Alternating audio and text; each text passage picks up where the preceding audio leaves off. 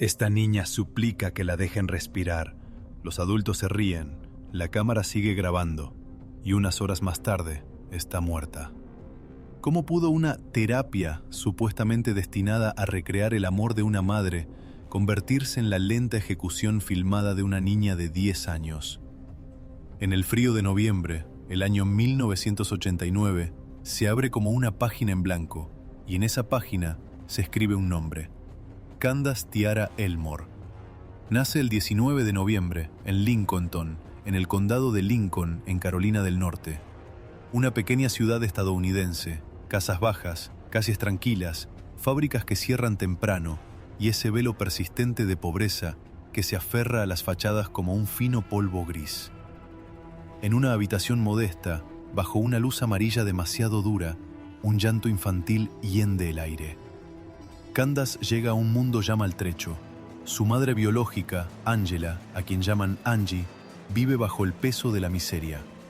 A veces la nevera vacía, las facturas que se amontonan, los días en que hay que elegir entre calefacción y comida, el cansancio que vuelve más pesados los gestos, el alcohol, quizá, las renuncias. Nada de eso figura en un acta de nacimiento, pero todo se transparenta en los informes que, más tarde, los servicios sociales consignan línea tras línea.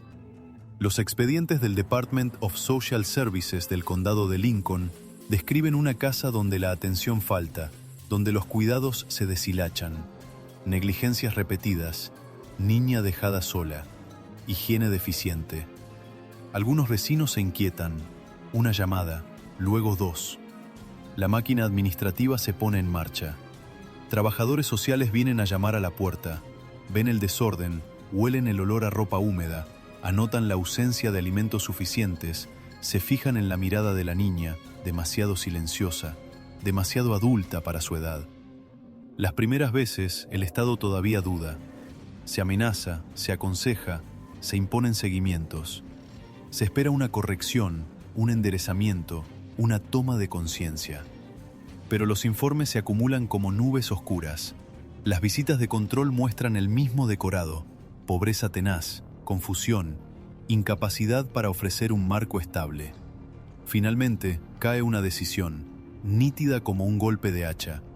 Se retira la custodia. Candace abandona la casa de Angela. Todavía solo cuenta con unos pocos años, pero ya aprende la brutalidad de las separaciones decididas por otros. Entra entonces en otro mundo, el del foster care, el sistema de familias de acogida. Un coche se la lleva, unas cuantas bolsas de plástico como único equipaje. Una primera casa, luego otra. Una habitación, luego otra. Rostros cambiantes, reglas cambiantes, olores de detergente diferentes en cada hogar. Ella se adapta, resiste, o quizá no. La vuelven a trasladar, otra vez. Los reportajes de prensa y las actas de audiencia hablan de rotaciones, de pasos de un hogar a otro, como si la infancia de Candace se fragmentara en direcciones sucesivas, sin arraigo. En medio de este movimiento perpetuo, el destino toma la forma de una mujer que nunca ha tenido a un niño entre sus brazos. Jean Elizabeth Newmaker, enfermera practicante en Carolina del Norte, especializada en pediatría. Vive sola, soltera, sin hijos biológicos. Conoce los latidos de pequeños corazones en los monitores, las curvas de crecimiento, las vacunas, los llantos en las salas de espera. Conoce los cuerpos frágiles. Pero aún no sabe lo que es ser madre. Por la noche, cuando la puerta se cierra y el silencio de la casa espera otra respiración que no sea la suya. Jean decide adoptar. En los expedientes, su perfil tranquiliza. Estabilidad profesional, ingresos suficientes, casa en Durham, Carolina del Norte. Rellena los formularios, sigue las entrevistas, responde a las preguntas oficiales sobre sus motivaciones, su pasado, sus proyectos. En este laberinto de documentos aparece un nombre: Candace Tiara Elmore. Una niña marcada por negligencias, por las carencias de un amor que no supo cuidar. Una niña a reubicar, a proteger, a salvar, según el vocabulario discreto de los informes. En 1996, la adopción se finaliza. El Estado sella, firma, ratifica. Lo que era un acogimiento provisional se convierte en filiación legal. Candace abandona el mundo de las familias de acogida para entrar en la casa de una sola madre. Con esta acogida, su identidad se transforma. Ya no se llama Candace Tiara Elmore. Los documentos oficiales, los artículos la nombran a partir de entonces Candace Elizabeth Newmaker. Nuevo nombre, nuevo hogar, nueva ciudad. Durham. Calles más amplias, una escuela a la que incorporarse, nuevos compañeros. Los archivos judiciales consignan esta metamorfosis administrativa, pero detrás de una línea de texto se produce un deslizamiento más profundo, el de una niña zarandeada hacia una promesa de estabilidad. Allí, en Durham, Candace se instala. Una habitación, una cama, sábanas limpias. Una matrícula en la escuela, un expediente escolar que se abre, docentes que anotan su presencia en el registro. Jane vela por su seguimiento médico. Citas en el pediatra. Carnet de vacunaciones al día. Luego, pronto, consultas psicológicas. Porque bajo esta apariencia de normalidad, algo se resiste. Los testigos dirán que a Candace le cuesta dejarse acercar, que se cierra, que se enfada. Estallan crisis, vuelan objetos quizá. Los informes hablan de comportamientos agresivos, perturbadores, de dificultades para establecer un vínculo afectivo estable con su madre adoptiva. En la cocina, las palabras chocan. En el coche, los silencios pesan. A veces, Candace parece indiferente, a veces estalla. Jane, enfermera sin embargo acostumbrada al sufrimiento de los niños, se siente desarmada. Busca respuestas. Consulta a psicólogos, a psiquiatras en Carolina del Norte. A lo largo de las sesiones, empieza a tomar forma un diagnóstico, una palabra angulosa, extraña, que intenta contener el enigma de esa dificultad para amar sin miedo. Reactive Attachment Disorder, trastorno reactivo del apego. Se habla de ello en los consultorios, en los informes, en los análisis posteriores. Algunos psiquiatras sugieren que una infancia marcada por la negligencia, por la inestabilidad de los hogares, ha dañado la capacidad de Candace para confiar, para sentirse segura. Jane lee. Asiste a conferencias sobre la adopción y sus heridas invisibles. Conoce a otros padres adoptivos que cuentan historias similares. Niños que rechazan el afecto, que ponen a prueba, que provocan. En los pasillos de esos encuentros se evocan métodos especializados, enfoques para estos niños difíciles. Se intercambian títulos de libros. Se murmuran nombres de terapeutas que se dicen expertos en el RAD. Por encima de esas trayectorias individuales, se dibuja otro movimiento, más vasto, como una corriente subterránea que atraviesa Estados Unidos. En el gran libro de los diagnósticos psiquiátricos, el DSM, el Reactive Attachment Disorder existe. Se lo reconoce como un trastorno vinculado a carencias precoces, a la ausencia de cuidados estables en los primeros años. Recomendaciones prudentes alientan una atención basada en la seguridad, el tiempo, la constancia. En ninguna parte, en este manual, aparecen prescripciones de coerción, de sofocación, de renacimiento simbólico. Sin embargo, al margen de la psiquiatría clásica, brota otra cosa. En los años 1980 y 1990, en las alturas de Colorado y en algunos otros estados, se desarrollan corrientes que se llaman Attachment Therapy. Algunos profesionales, a veces titulares de una licencia en trabajo social, a veces con menos formación, proponen terapias intensivas para los niños adoptados con dificultades. Los testimonios, las investigaciones, los informes de asociaciones profesionales describen prácticas físicas controvertidas: confinamiento, fuerte presión corporal, holding therapy, explosiones emocionales guiadas. Se promete a los padres exhaustos una solución, un renacimiento del vínculo, mediante métodos duros, espectaculares, supuestamente destinados a quebrar la resistencia del niño. En Colorado, antes del año 2000, ninguna ley viene aún a trazar una frontera nítida. Ninguna reglamentación específica prohíbe estas técnicas denominadas Rebirthing Therapy o Compression Therapy. En este vacío legal, algunos consultorios prosperan. Entre ellos, un centro en Evergreen, una ciudad enclavada en las montañas, al oeste de Denver. Allí, la terapia se tiñe de un vocabulario casi místico, nacimiento simbólico, regresión, renovación. El destino de Candace bifurca cuando el nombre de una mujer llega hasta Jane Newmaker, Connell o Connie Watkins.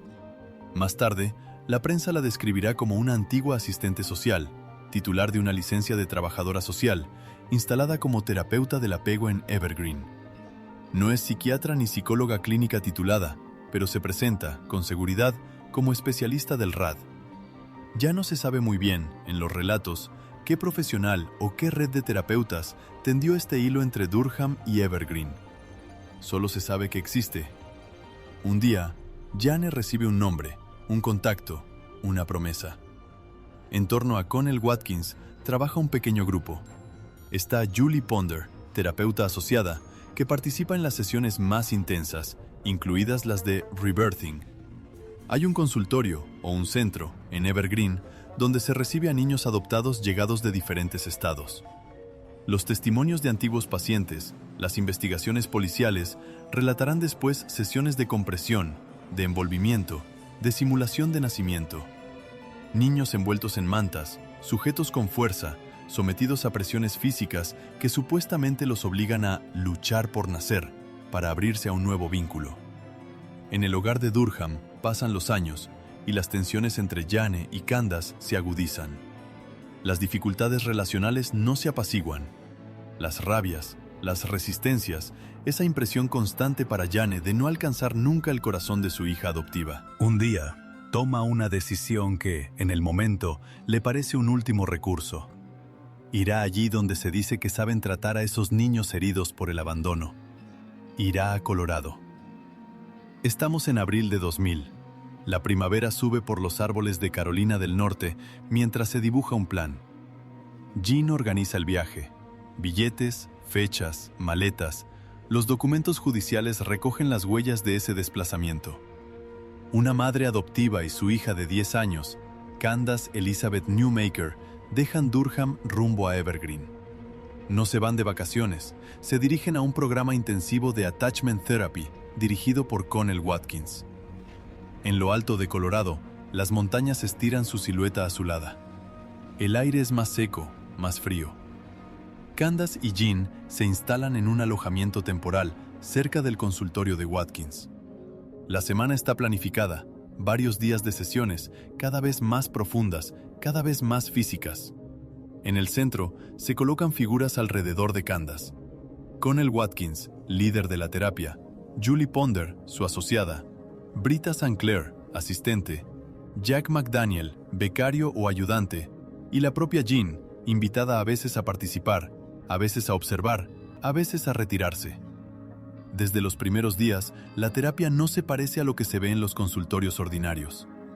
Las sesiones de Holding Therapy encierran a Candace en los brazos de adultos que la aprietan, la contienen, la provocan emocionalmente. Grabaciones de video anteriores a la sesión fatal muestran esos momentos de lucha, de coacción. Candace llora, se resiste, protesta. La empujan a expresar su rabia, su miedo, la inmovilizan.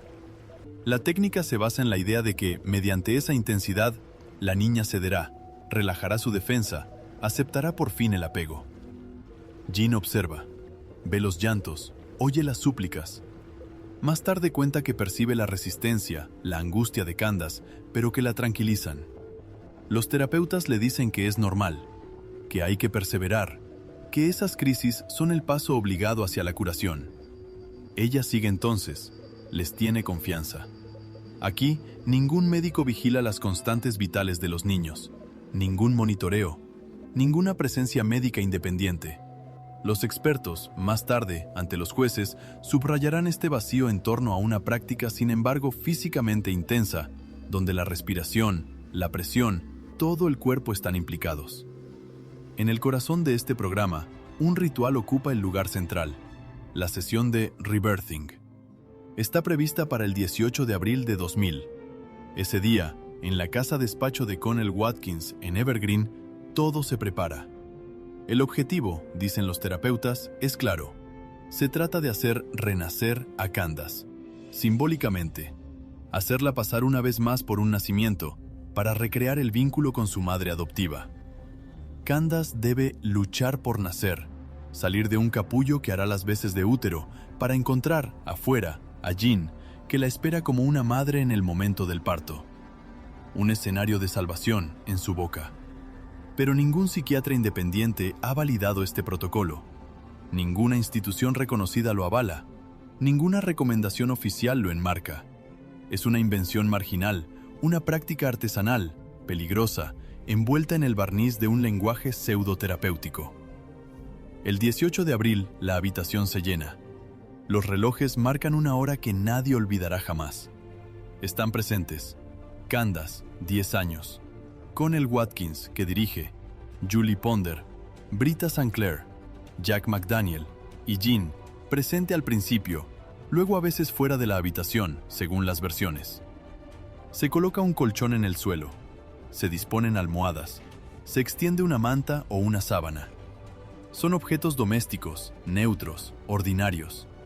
Van a convertirse en los instrumentos de un suplicio que nadie nombra aún como tal. La sesión es filmada. Una cámara graba, implacable, cada palabra, cada aliento, cada minuto. Este documento se convertirá más tarde en la pieza central de la acusación, pero por el momento es una simple cinta que corre, muda, mientras la voz de los adultos llena la habitación. Se pide a Candace que se tumbe en el colchón. La envuelven en la manta, apretada, enrollada, los extremos bien sujetos. El amasijo de tela se convierte, en la ficción del ritual, en un útero. Los adultos se colocan alrededor, sobre ella. Se sientan, se tumban, presionan. Su peso acumulado comprime el cuerpo de la niña. Llaman a eso contracciones. En realidad, es una presión sostenida sobre una pequeña caja torácica, sobre pulmones frágiles. La sesión comienza. Las voces grabadas narran el instante con una precisión que nadie podrá borrar jamás. Muy pronto, en el interior de la manta, se alza la voz de Candace. I can't breathe. No puedo respirar. Ella lo repite. I'm going to die. Me voy a morir. Please stop. Por favor, pare. Ella dice otra vez. I'm going to throw up. Señala las náuseas, la falta de aire. Cada frase atraviesa la manta, cruza el espacio, llega a los oídos de los adultos. Pero esos oídos están ocupados por otra creencia. Los terapeutas, convencidos de estar frente a una resistencia, minimizan, niegan, reformulan. Responden que los niños suelen decir eso, que esas palabras forman parte del proceso, que para nacer, Candace debe empujar más fuerte, luchar más. Push harder, dicen. Continúa, lucha.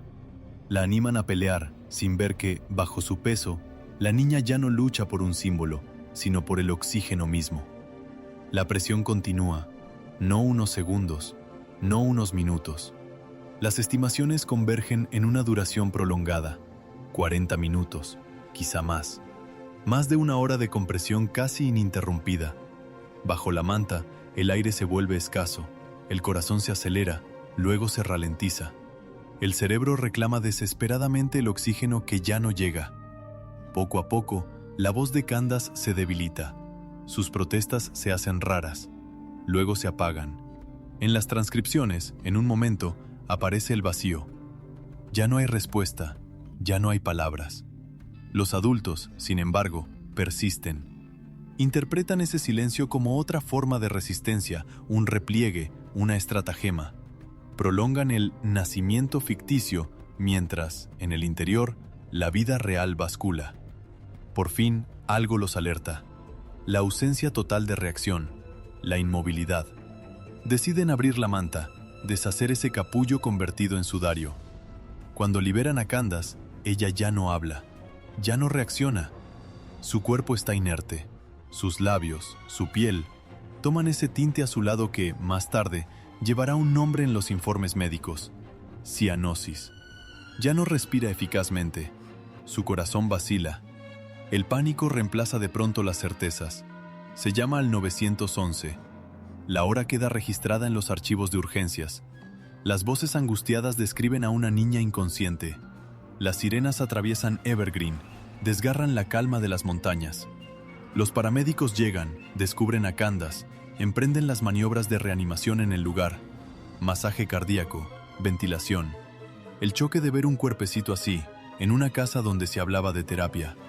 Se transporta a Candace al hospital, a Evergreen o a Denver, según los informes. Se abren las puertas de urgencias. El equipo médico toma el relevo.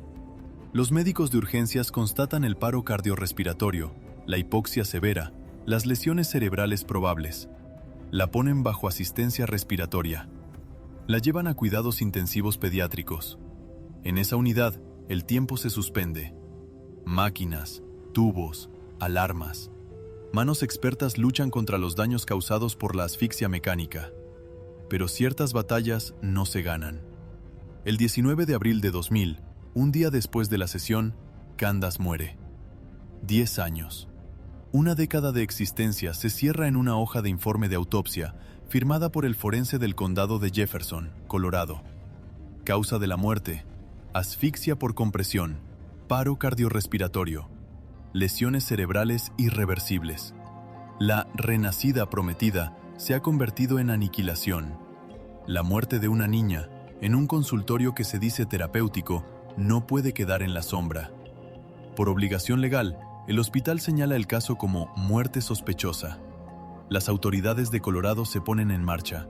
La oficina del sheriff del condado de Jefferson incauta el video de la sesión, los expedientes de Candace, las notas de los terapeutas, el material utilizado. Cada almohada, cada manta, se convierte en una pieza de convicción. Los investigadores interrogan a Connell Watkins, Julie Ponder, Britta St. Clair, Jack McDaniel y a la propia Jean Newmaker. Se suspenden las actividades terapéuticas de Watkins y Ponder, al menos mientras se aclara la situación. Los hechos, sin embargo, ya han quedado grabados en la cinta de video. Los fiscales la miran. Escuchan la voz de Candace implorando por su vida. Observan las reacciones de los adultos. Ven la duración de la compresión. Leen el informe de autopsia. Entonces, se toma una decisión. El fiscal del condado de Jefferson decide procesar penalmente a quienes, ese día, mantuvieron el cuerpo de la niña encerrado. Los autos de acusación nombran a Connell Watkins y Julie Ponder como principales responsables. El principal cargo: Child Abuse Resulting in Death, maltrato infantil que resultó en la muerte, un delito de clase 2 en Colorado. Britta St. Clair y Jack McDaniel también son inculpados, por cargos menores, complicidad, participación. Se examina el papel de Jean Newmaker. ¿Vio? ¿Comprendió? ¿Fue engañada? El fiscal, finalmente, no la acusa de homicidio. Considera que fue abusada por las terapeutas, que creyó, erróneamente, en la legitimidad y la seguridad del método. El caso estalla en la prensa como una detonación. En abril de 2000, los periódicos locales, luego nacionales y después internacionales, difunden la historia de esta niña muerta por asfixia durante una sesión de Rebirthing Therapy. El video, sin ser emitido íntegramente, se describe con precisión. Se habla de una niña que repite "I can't breathe", mientras unos adultos se sientan sobre ella. La opinión pública se estremece de indignación, de incomprensión. ¿Cómo, bajo el amparo de la terapia, se pudieron ignorar súplicas tan claras? Responsables médicos y psiquiátricos toman la palabra. Condenan esta Rebirthing Therapy como no científica, peligrosa, contraria a toda ética. Recuerdan que el trastorno reactivo del apego, Reactive Attachment Disorder, nunca ha justificado tales prácticas. Asociaciones profesionales y organizaciones de defensa de los niños se alzan contra estos métodos coercitivos. El nombre de Candace se convierte rápidamente en un grito de alarma. Jean Newmaker aparece en algunos medios. Habla de su conmoción, de su culpabilidad, de la confianza que había depositado en Watkins y Ponder. Admite haber asistido a sesiones, haber visto cosas que no comprendía del todo, haber creído que eran necesarias. Sus palabras añaden una capa de tragedia, la de una madre que, buscando curar, entregó a su hija a un peligro mortal. En 2001, el drama se traslada del terreno íntimo a la solemnidad de un tribunal. El juicio de Connell Watkins y Julie Ponder se abre en el Tribunal de Distrito del Condado de Jefferson. En la sala, los abogados, las familias, los periodistas. En los bancos, la memoria de Candace ocupa un lugar, invisible pero imponente. Las pruebas desfilan. Se proyecta el video íntegro de la sesión del 18 de abril de 2000. Los miembros del jurado ven las almohadas, la manta, los adultos que a veces ríen o insisten, y en el centro, una voz infantil que se apaga. Se lee el informe de la autopsia detallando las lesiones, la causa de la muerte, el mecanismo preciso de la asfixia. Jean declara, Britta St. Clair declara, Jack McDaniel, los paramédicos, los médicos, todos cuentan un fragmento del rompecabezas. Expertos en psiquiatría infantil y en pediatría suben al estrado, explican los peligros de la compresión, los riesgos de restringir la respiración de un niño, la total ausencia de base científica para estas técnicas de rebirthing. La defensa de Watkins y Ponder se aferra a una idea. Ellas no habrían querido matar a Candace, simplemente habrían aplicado un método que creían terapéutico para el RAD. Dicen haber estado convencidas, hasta entonces, de la validez de este enfoque. Pero frente al video, a las súplicas ignoradas, a las quejas repetidas por falta de aire, esta defensa se estrella contra la realidad cruda de los hechos. El veredicto llega. Connell Watkins es declarada culpable de child abuse resulting in death y de otros cargos relacionados con el maltrato infantil. Julie Ponder recibe el mismo veredicto por el cargo principal. La sentencia es dura, 16 años de prisión para cada una. 16 años para responder por esos 40 minutos, esa hora de compresión que bastó para destruir una vida. Britta St. Clair y Jack McDaniel, por su parte, concluyen acuerdos de culpabilidad con el fiscal. Reconocen su implicación, aceptan cargos menores. Sus penas son más leves, prisión reducida, a veces libertad condicional, prohibiciones profesionales. Menos tiempo tras las rejas, pero el sello, para siempre, de haber participado en esa sesión. Mientras la justicia castiga, las instituciones extraen lecciones. Asociaciones profesionales de salud mental publican condenas oficiales de la Rebirthing Therapy. La American Psychiatric Association, la American Academy of Child and Adolescent Psychiatry, entre otras, reiteran que estas prácticas no tienen ningún fundamento científico, que son peligrosas, que deben ser proscritas. ONG de defensa de los niños se apropian del caso para denunciar el conjunto de las terapias coercitivas del apego. Compresiones, simulación de asfixia, presiones prolongadas. En Colorado, los legisladores se interesan por el vacío que permitió que prosperaran tales prácticas. Surge una propuesta, una ley para prohibir explícitamente estas técnicas. Se la redacta pensando en Candace. En 2001, la legislatura de Colorado adopta un texto que traza una línea roja. La Candace's Law, la ley de Candace. Su contenido es claro. Prohíbe toda terapia de rebirth o similar que consista en envolver a un niño en mantas, sábanas u otros materiales, ejerciendo al mismo tiempo una presión susceptible de restringir su respiración. Estos actos se califican en lo sucesivo como maltrato infantil, punibles penalmente. La ley se aplica a todos. Cualquiera que, tenga o no licencia profesional, practique tales métodos, se expone a la justicia. El nombre de Candace está inscrito en el texto, en los debates, en el propio apodo de la ley. Más allá de Colorado, otros estados observan, reflexionan. En Carolina del Norte, en algunos estados del oeste, se discuten proyectos similares. Se habla de regular más estrictamente las terapias de apego, de prohibir los rebirthing físicos. No todos llegan hasta el final.